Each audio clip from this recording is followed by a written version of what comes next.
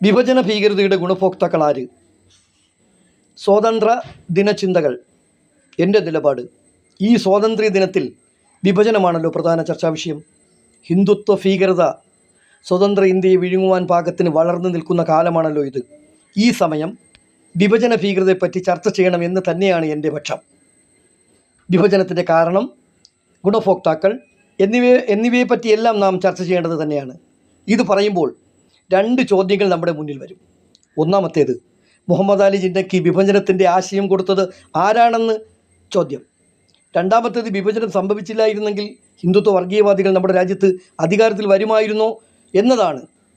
ഒന്നാമത്തെ ചോദ്യത്തിൻ്റെ ഉത്തരം സവർക്കർ എന്നാണ്. ഉത്തരം, ജിന്ന ഇന്ത്യ വിഭജനം എന്ന ആശയം ഉയർത്തുന്നതിന് മുമ്പ് അതേക്കുറിച്ച് സംസാരിച്ചത് സവർക്കറാണ്. 1937 ഹിന്ദു മഹാസഭയുടെ 19ാം സമ്മേളനത്തിൽ സവർക്കർ പറയുന്നത് ഇങ്ങനെയാണ്: ഇന്ത്യ ഇന്ന് രണ്ട് വിരുദ്ധ ആശയങ്ങളാണ് നിലനിൽക്കുന്നത്. തികച്ചും വ്യത്യസ്തമായ ഈ രാഷ്ട്രങ്ങൾക്ക് ഒന്നാകാൻ കഴിയില്ല. ഹിന്ദുവും മുസ്ലിമും ആണ് ഈ ആശയങ്ങൾ എന്നാണ് സവർക്കർ പറഞ്ഞത്. 1943 ഓഗസ്റ്റ് 15 സവർക്കർ പ്രഖ്യാപിച്ചത് ഇങ്ങനെയാണ്: വിഭജന കാര്യത്തിൽ എനിക്ക് ജിന്നയുമായി അഭിപ്രായ വ്യത്യാസമൊന്നുമില്ല.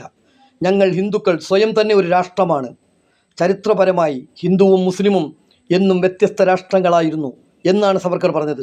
മോദിയും കൂട്ടരും ഭാരതരത്നം നൽകാനും പുതിയ രാഷ്ട്രപിതാവാക്കാനും ആഗ്രഹിക്കുന്ന വ്യക്തിത്വമാണ് സവർക്കർ എന്നോർക്കണം.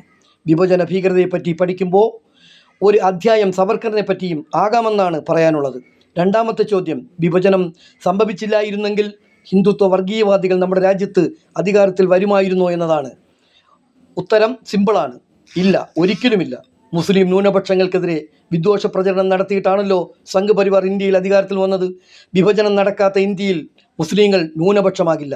ഇന്ത്യയിലെ 24 കോടിയും പാകിസ്ഥാനിലെ 23 കോടിയും ബംഗ്ലാദേശിലെ 18 കോടിയും എന്നിങ്ങനെ 70 കോടി മുസ്ലിങ്ങളുള്ള ഇന്ത്യയെ ഒന്ന് സങ്കല്പിച്ച് നോക്കൂ. ഇത്തരമൊരു അഖണ്ഡ ഭാരതത്തിൽ വർഗീയത പറയാൻ സംഘ് പരിവാറിന് കഴിയുമോ? അത് പറഞ്ഞ് അധികാരം നേടാൻ കഴിയുമോ? ന്യൂനപക്ഷങ്ങളെ ഭീഷണിപ്പെടുത്താനും ആക്രമിക്കാനും അതുവഴി ഭൂരിപക്ഷത്തെ പ്രീണിപ്പിക്കാനും കഴിയുമോ? അപ്പോൾ യഥാർത്ഥത്തിൽ വിഭജനത്തിൻ്റെ കാരണവും ഗുണഭോക്താക്കളും സംഘ് പരിവാറും RSSുമാണ്. വിഭജന ഭീകരതയുടെ ചരിത്രം എല്ലാ ഇന്ത്യക്കാരെയും പഠിപ്പിക്കേണ്ടതാണ്. എന്നാൽ മാത്രമേ സംഘ് പരിവാർ ഭീകരതയിൽ നിന്ന് ഇന്ത്യക്ക് മോചനം സാധ്യമാകൂ. ജയ് ഹിന്ദ്.